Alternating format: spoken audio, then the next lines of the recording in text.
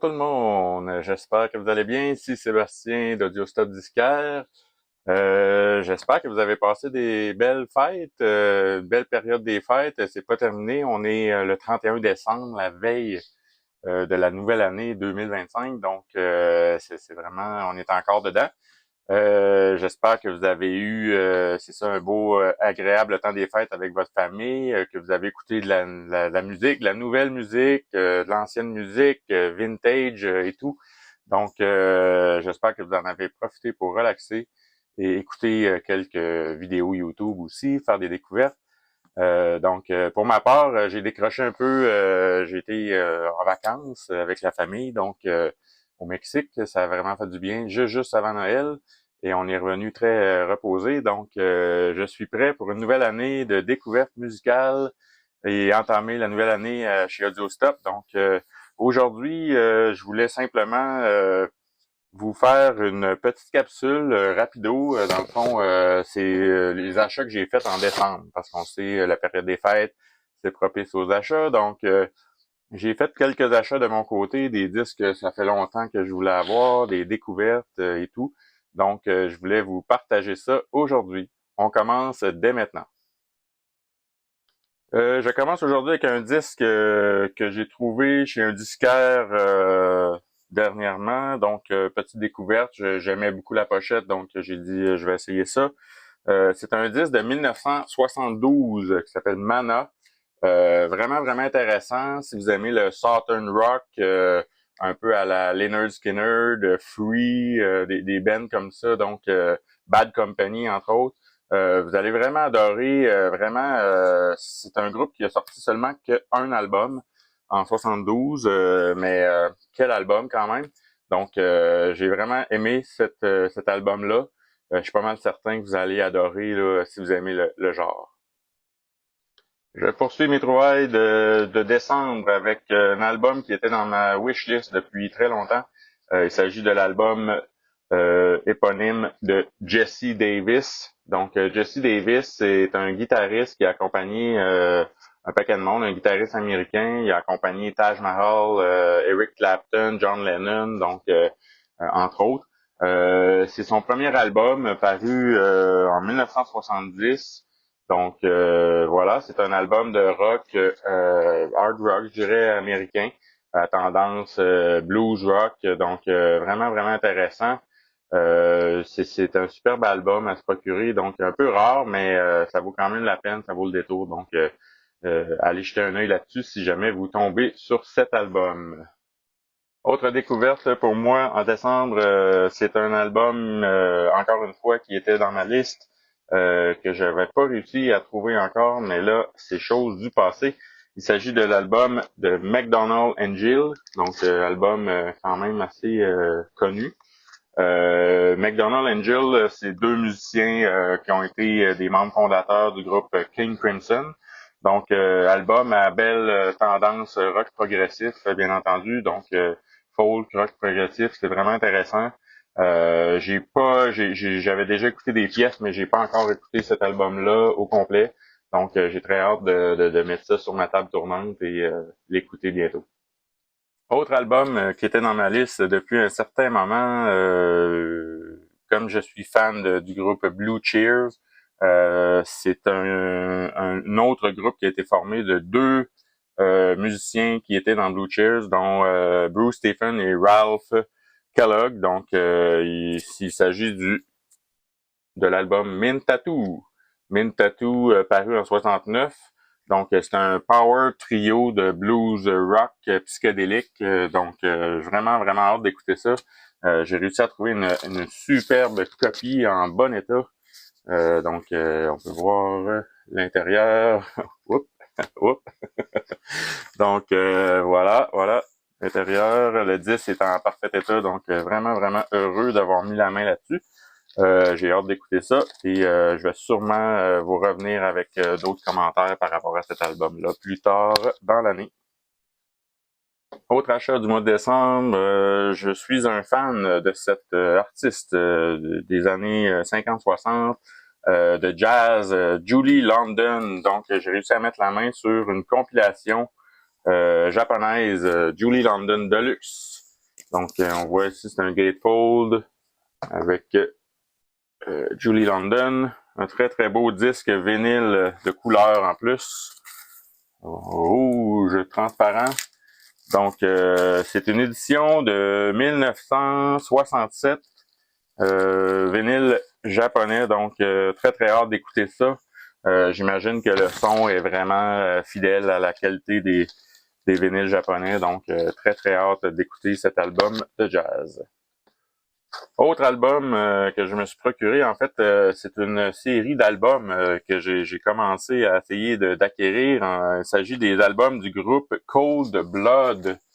Je ne sais pas si vous connaissez Cold Blood, mais un excellent groupe de jazz, rock, soul, funk, vraiment un mélange de genres, mais si jamais vous tombez là-dessus, là, allez vraiment voir ça. La chanteuse Lydia Pence est extraordinaire. Elle a une voix vraiment, vraiment extraordinaire. C'est un band qui nous vient de la côte ouest, si je me trompe pas, de la région de San Francisco, Seattle, dans ces coins-là. Donc, vraiment, vraiment un superbe album. Cet album-là, c'est leur premier, 1969, si ma mémoire est bonne. Cold Blood cherchait à l'époque une chanteuse, et puis apparemment, Lydia Pence a été référée par Janis Joplin elle-même à ce band-là. Donc, vraiment, vraiment un superbe album. Si vous aimez quelque chose d'assez funky, je vous recommande sans aucun doute cet album-là, Cold Blood. Et puis, comme je vous disais, je tente d'acquérir d'autres albums de Cold Blood. J'ai réussi à mettre la main sur celui-là, qui s'appelle Sisyphus. Donc, deuxième album de Cold Blood. Encore une fois, des musiciens hallucinants. La voix de Lydia Pence est extraordinaire, encore une fois. Donc, je vais essayer de me procurer les autres albums. Donc, c'est une belle découverte pour moi cette année, en 2024. J'espère mettre la main sur d'autres albums de ce genre. Un autre superbe achat de décembre, je suis vraiment content d'avoir mis la main là-dessus. C'est une réédition faite par la boutique américaine Noble Record. Donc, il s'agit de l'album Southpaw de Dry Water. Donc, Dry Water est un petit band pas très connu, mais qui est œuvré dans les environs de la Caroline du Nord, si je me trompe pas, dans les années 70. Donc, Noble Record, comme vous le savez peut-être, est une boutique de vinyle, mais ils ont aussi un label, donc ils rééditent des classiques et des trucs plus rares. Donc, ce vinyle-là est vraiment cool parce qu'il a été réédité. En fait, il a été édité à partir des tapes originaux par Quality Record. Donc, on connaît là la réputation de Quality Record. Donc, ça sonne vraiment super bien sur un beau vinyle clair 180 grammes. Il y a un super dépliant à l'intérieur, vraiment cool. On y explique un peu l'histoire du band et tout.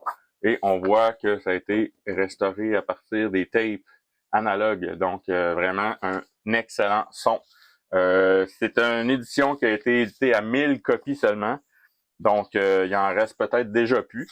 Mais si jamais ça vous intéresse, vous pouvez aller jeter un œil sur le site web de Noble Record et vous pouvez commander directement de là. Donc, je vous souhaite qu'il en reste, mais c'est vraiment un excellent album pour ceux qui aiment le hard rock psychédélique avec beaucoup de fuzz et de guitare. C'est vraiment un album pour vous. Mon prochain achat de décembre est un album des Allman Brothers, un album que je n'avais pas. Il s'agit de leur troisième album, Eat a Peach. Donc, vraiment, j'ai pas écouté encore. Je sais pas quoi m'attendre, mais d'habitude, les Allman Brothers, c'est toujours bon. C'est un album que je connais pas, là, pour vous dire franchement, mais je suis sûr que je serai pas déçu. Très bel album, Gatefold, avec une belle illustration à l'intérieur. Donc, j'ai très, très hâte d'écouter ça. Et peut-être ça fera l'objet, qui sait, d'une autre vidéo plus tard dans l'année.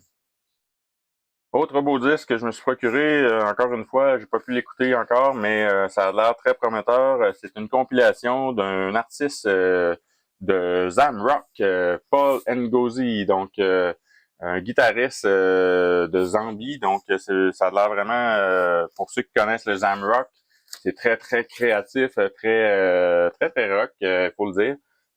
Mais je suis sûr que cet album-là me décevra pas. Ça semble vraiment excellent.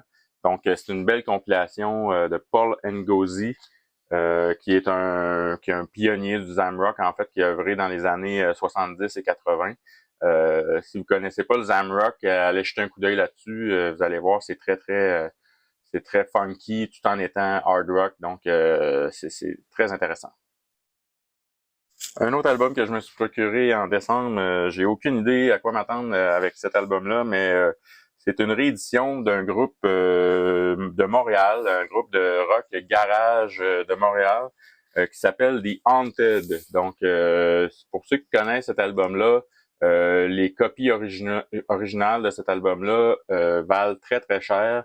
Donc, on parle d'une belle copie là, peut aller dans les 1000 $ facilement. Donc, très très dur à trouver. Mais la compagnie Return to Analog nous offre des rééditions de qualité. Donc, j'ai vraiment hâte. Quand j'ai vu ça pour 20 $, j'ai dit, bon, ça y est, j'essaye cet album-là. Comme celui-là, c'est un pressage de 2018 à tirage limité de 500 copies. Donc, moi, j'ai la copie 266 sur 500.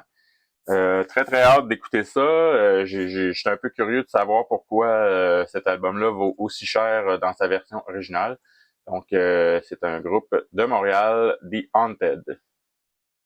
Autre belle trouvaille pour moi en décembre, il s'agit d'un album de blues avec Jimmy Witherspoon et Brother Jack McDuff.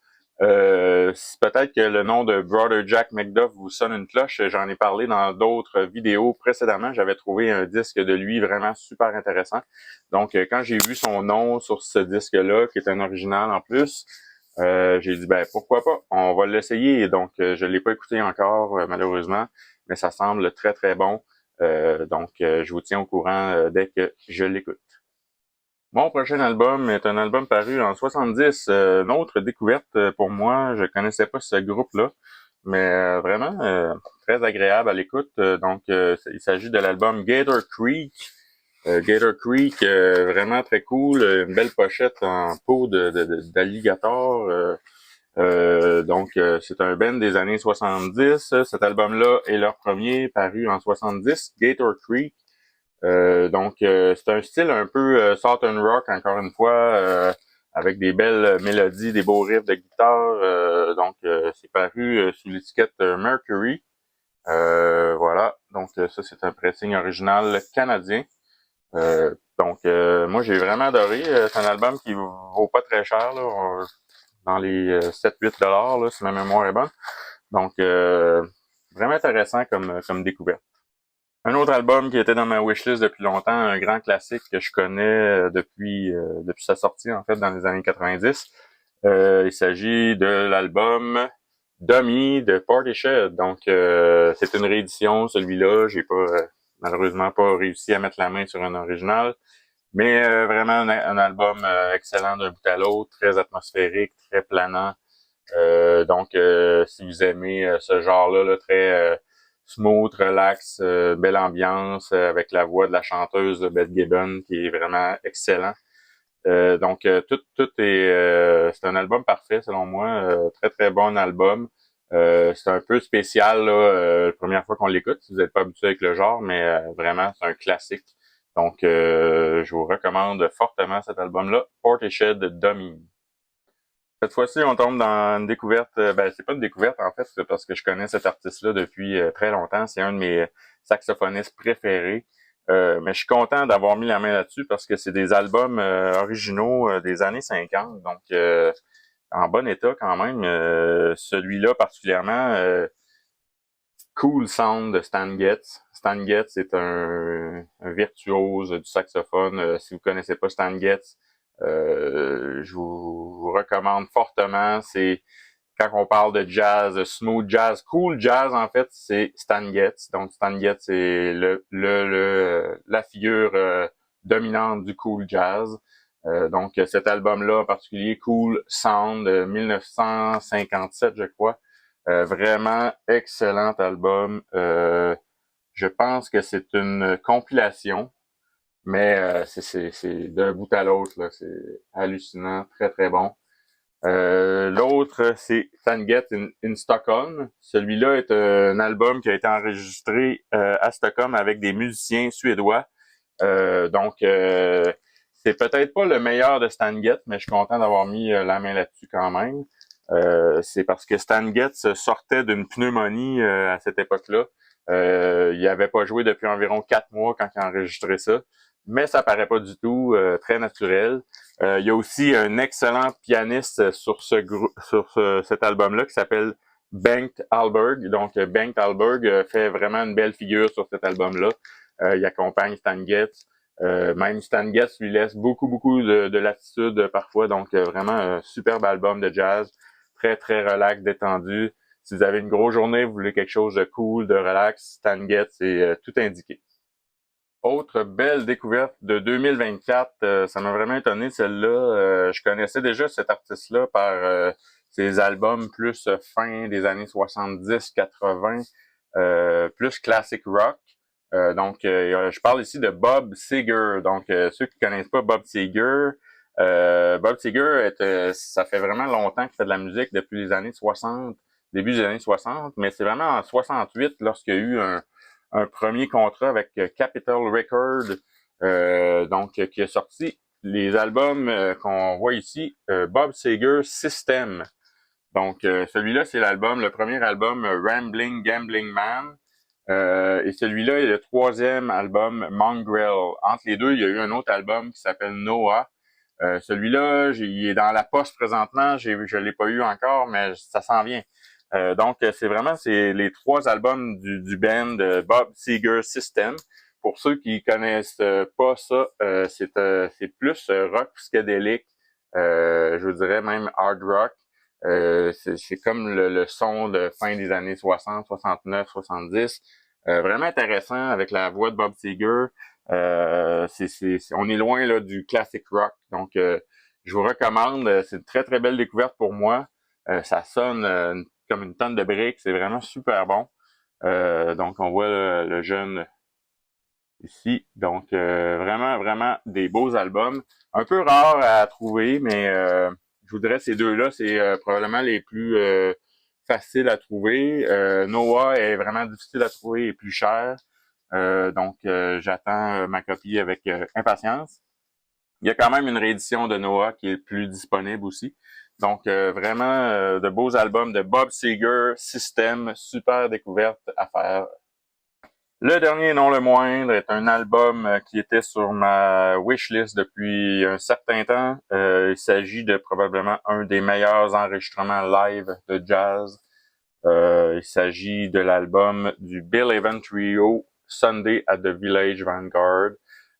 Cet album-là, c'est de toute beauté. Donc, pour ceux qui aiment le jazz, là, c'est un classique parmi les classiques. Il y a là-dessus une superbe prestation du bassiste Scott LaFaro, qui est décédé quand même assez jeune, très peu de temps après l'enregistrement de cet album-là. Cet album-là a été enregistré, si ma mémoire est bonne, je vais vous dire ça, en 61. Donc, juin 61 au Village Vanguard. Donc, vraiment un album à découvrir. Très, très bon album, très relax. Bill Evans est excellent là-dessus. Et le son de cet album-là, c'est fou. Pour l'époque, c'est vraiment superbe. Donc, j'ai réussi à me mettre la main sur une copie quand même intéressante. Donc, j'ai hâte d'écouter ça très, très relax dans mon sofa. Pour conclure, j'espère que vous avez apprécié cette vidéo qui présentait mes achats du mois de décembre 2024. Je vous invite, si c'est pas déjà fait, à vous abonner à notre chaîne YouTube. C'est la meilleure façon de vraiment être toujours connecté à nous, voir quand que nous publions de nouvelles vidéos. De plus, je vous invite à vraiment commenter les vidéos, partager vos opinions. Moi, je réponds à tous les commentaires. C'est vraiment super intéressant. On a des belles conversations. Donc, c'est comme ça qu'on fait une communauté vivante sur YouTube. C'est vraiment très, très cool. De plus, je vous invite à suivre toujours Audiostop Disquaire, qui est notre boutique située à New Richmond, en Gaspésie, au Québec. Donc, audiostopdisquaire.com. Et aussi sur Facebook, on a une page Audiostop Disquaire. Donc, sur ce, je vous dis joyeux fin de temps des fêtes et bonne année 2025 à tous. Je vous souhaite la santé, la musique et tout ça durant l'année. Donc, on se revoit, c'est certain, en 2025. Donc, bonne écoute à vous et je vous souhaite d'excellentes découvertes.